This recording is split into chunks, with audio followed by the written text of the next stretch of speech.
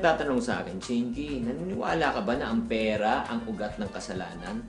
Money kasi is very evil. Ayaw kong hawakan yung pera eh. Kaya tanungin ko, ano sa palagay nyo? Do you believe that money is the root of all evil? Well, actually, kung iisipin natin, marami nga nagiging masama nang dahil sa pera. Pero ako naman, naniniwala ako na ang pera ay mahalaga sa tao at hindi siya ugat ng kasalanan. Sa matter of fact, pag gising mo sa umaga, pag nagugutom ka, ano kailangan mo gawin? Kakain ka. Pero pag kakain ka naman, ano kailangan mo? Pera.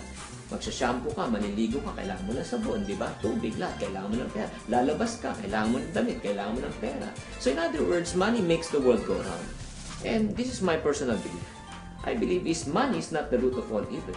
But what I know, what the Bible says, the love of money is the root of all evil. Ang pagmamahal sa pera higit pa sa iyong sarili, ang pagmamahal sa pera higit pa sa inyong pagkakaibigan, ang pagmamahal sa pera higit pa sa inyong pagkakamag-anak. In other words, if you love money over everything, that is the root of all evil. So, ang katanungan naman next, Chinky, what's the purpose of money? The purpose of money, number one, I believe, is to provide us for our need.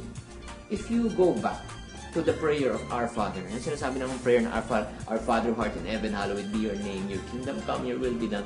Give us today our what? Daily bread. Ano ibig sabihin ng daily bread? Bread means pagkain, tinapay. That refers to food, clothing, and shelter. It refers to the need. So, yan talaga ang pinaka-purpose ng money. Ang nakakalungkot po minsan, ang pera po ay nagagamit po sa masamang paraan. Just like a gun. Depende kung sino nakahawak.